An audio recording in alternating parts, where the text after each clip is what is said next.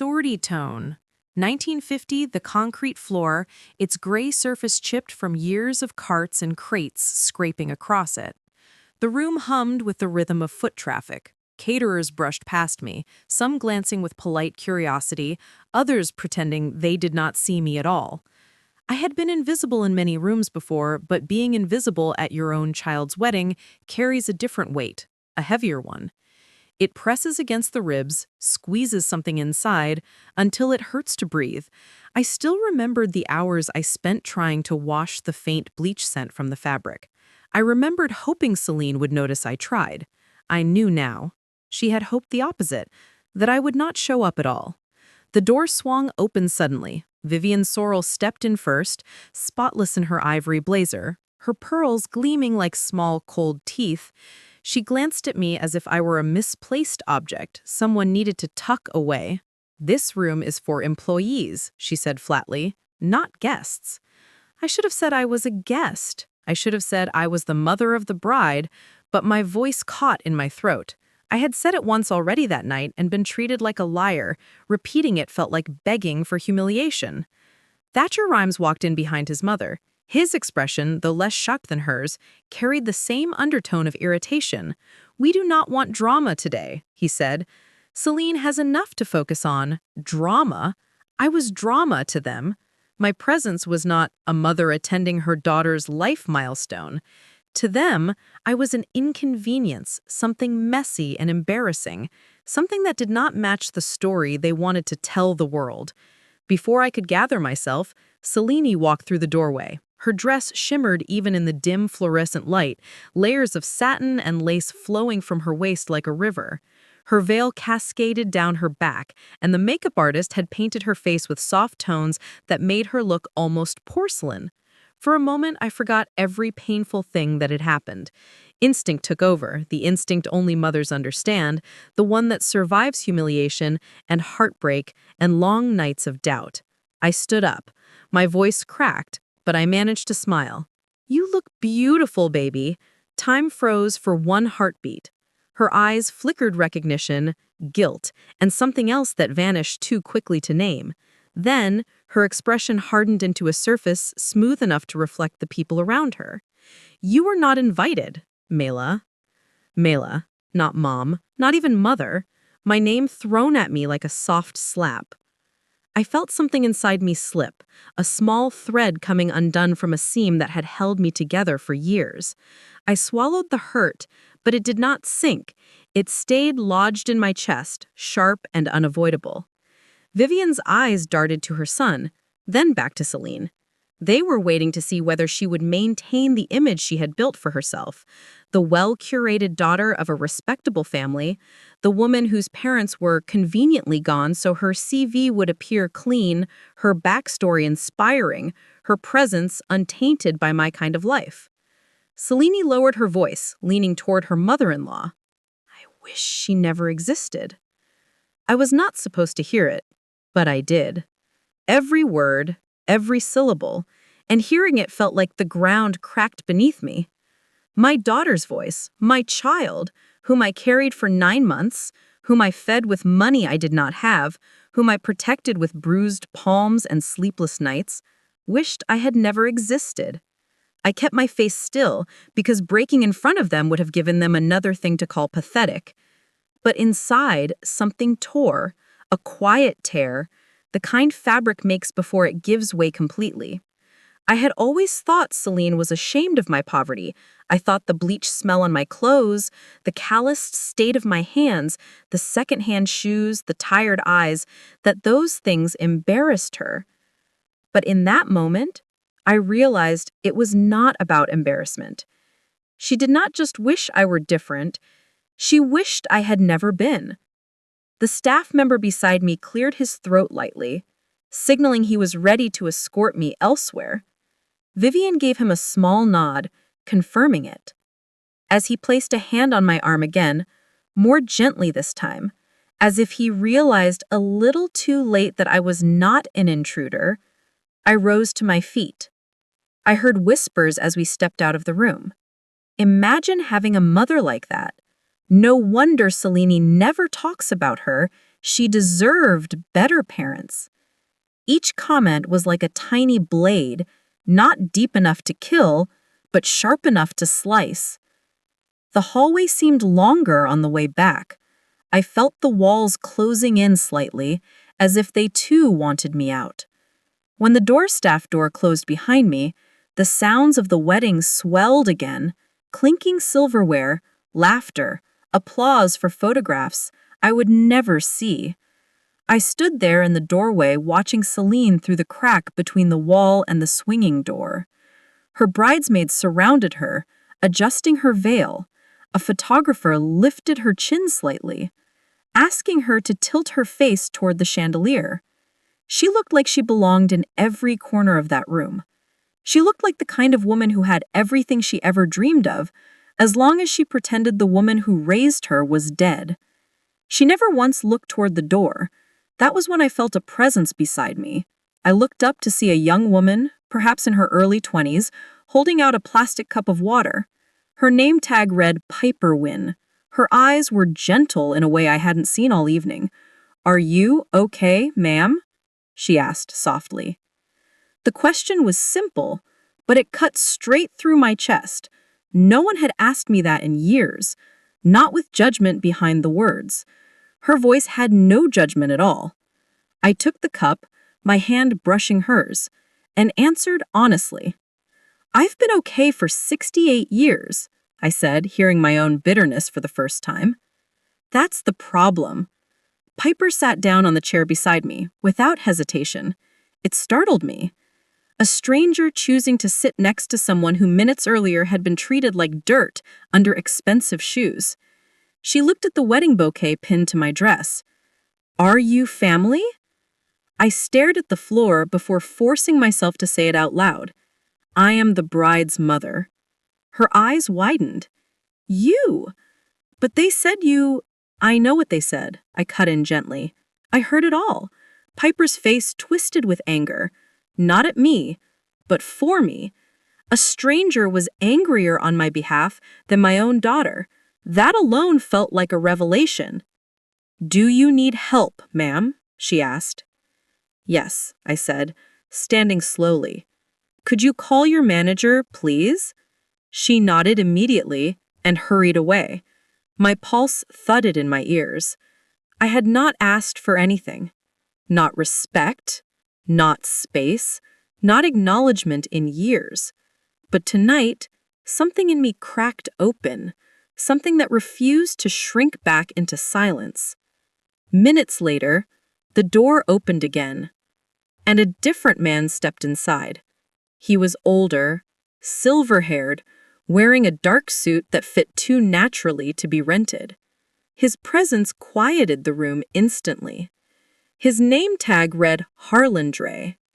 He extended his hand to me with unexpected warmth. "Miss Quinn," he said, "my staff tells me we have something to discuss." No one had called me Miss Quinn with respect in years. I felt myself straighten a little. Harlan opened the envelope, reviewing the documents with practiced eye of someone who had spent decades unpicking corporate knots. He tapped his finger on the first page. "This is your signature?" "Yes." "And you paid the initial deposit?" "Yes." He nodded, cross-checked the venue's digital contract, then paused, frowning deeply. He read something again, slower. Then he looked up. "Miss Quinn. According to the updated paperwork filed by the Rhymes family, the bride's mother is listed as deceased." The word landed like ice on my skin. Dead, dead, erased. "That line is the justification for a 30% compassion discount," he continued, his voice tight with discomfort, "but it is fraudulent. This is a serious contract violation." I did not react outwardly. I felt everything inside me grow terribly still. Vivian Sorrell had not simply pushed me aside tonight, she had buried me on paper long before I arrived. Harlan set the documents down carefully, as if handling evidence from a crime scene. "Miss Quinn, There is something else. He clicked into a protected area of the venue system. Our records show you are also an early shareholder of this chain. My breath caught. I had forgotten or perhaps convinced myself it was too small to matter.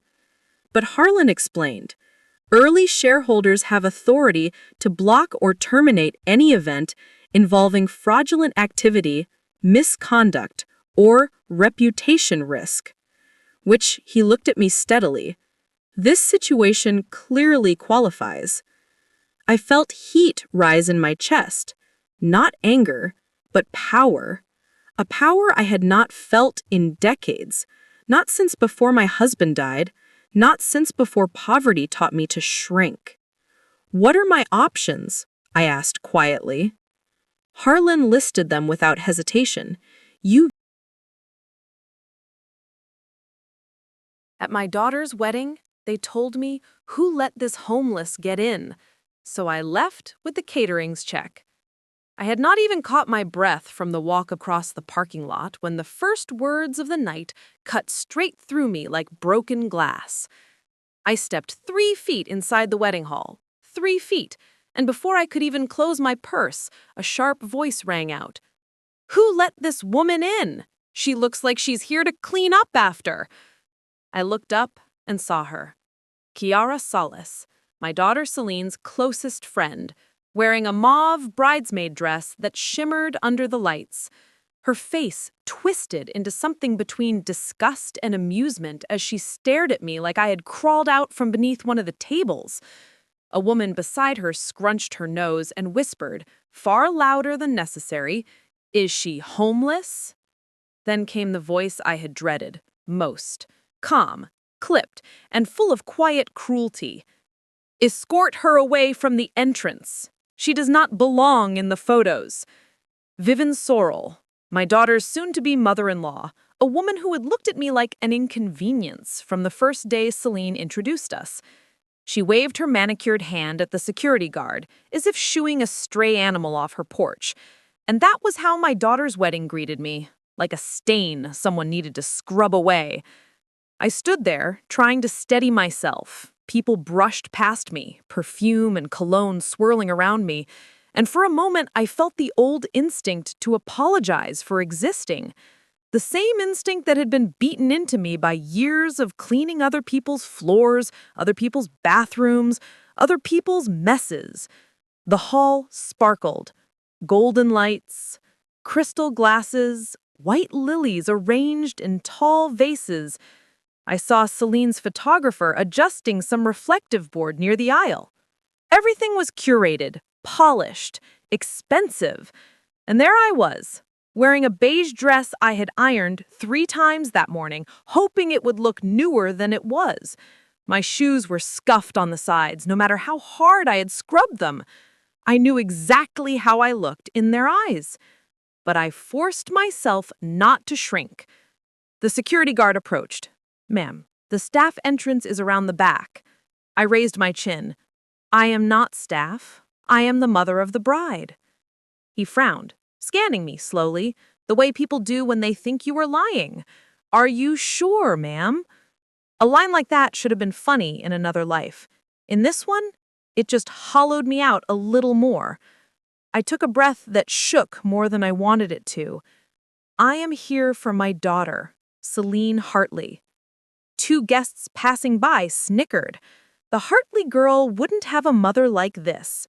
Their words echoed the same tone I had heard all my life, at schools, at store counters, at every job where people pretended not to notice me unless they needed something cleaned.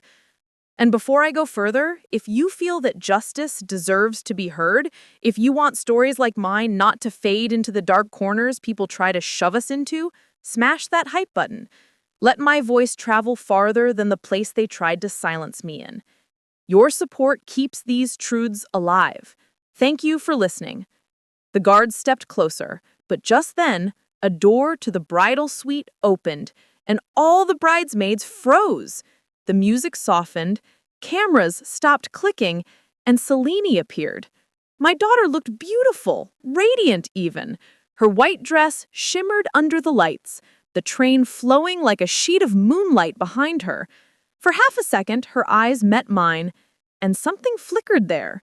Recognition, fear, shame? I could not tell. Then she looked away. "She is not supposed to be here," she said, quickly, turning to Thatcher's family. "She was not invited." The words hit me harder than anything Kiara or the guests had thrown at me. She was choosing them. She was choosing the version of herself she had spent years building, a version where I did not exist, where she had no mother who scrubbed floors for a living. Vivian stepped closer, tilting her chin downward as she examined me. "Is this the guardian you told us about? The woman who raised you out of pity? Guardian? Not mother?" Celine's voice shrank. "She is complicated." Vivian waved her manicured hand. "Then remove her. We cannot have this kind of disruption." The guard moved again and gently touched my elbow. "This way, ma'am." The wedding guests whispered loudly as he guided me toward the back hallway. Imagine having a mother like that. Poor Celine. She deserves better. I kept walking. I did not argue. I did not defend myself. I had learned long ago that sometimes words do nothing but make the humiliation louder. When we reached the door to the staff corridor, I paused and turned back. Celine stood beneath a ring light, bridesmaids fussing over her veil, avoiding my eyes like I was something dangerous. In that moment, I felt something inside me shift. The quiet breaking of a bone you did not know was fractured. On the night my daughter married, I whispered inside myself. They asked who had let me in. They saw me as an intruder, and my own child took the first step away from me. And that was only the beginning of the night. People think humiliation begins in big moments, like a wedding hall with strangers staring and whispering. But for me, it began decades earlier, in the quiet hours of the night, when I pushed my cleaning cart down empty hallways and felt the sour burn of bleach working its way into the cracks of my skin.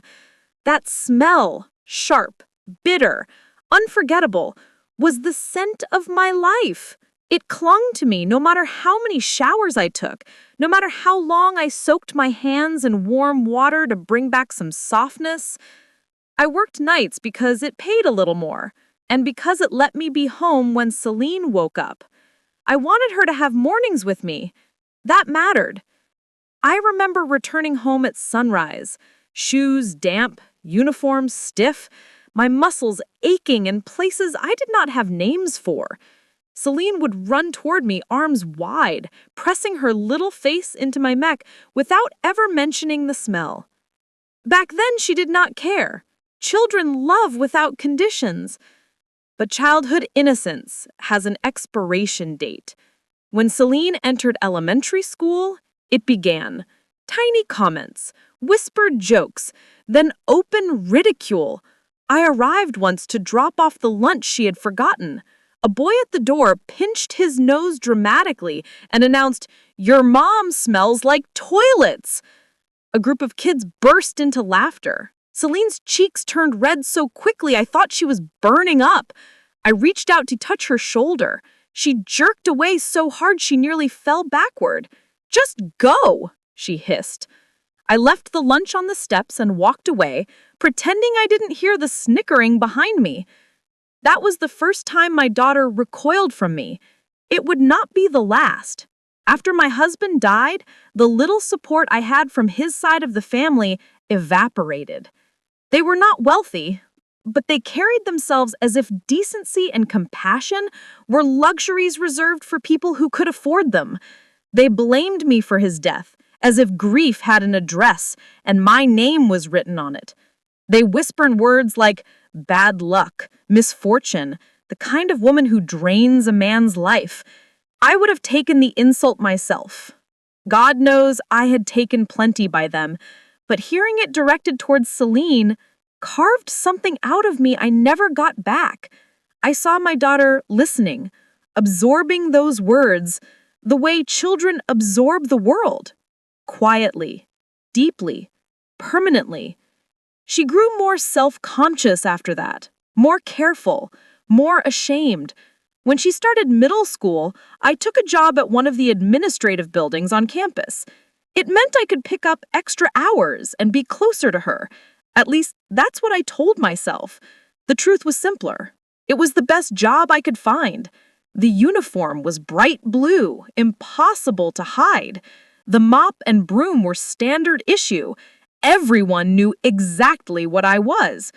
One afternoon, as I carried a trash bag out the side door, a group of kids snapped pictures of me with their phones.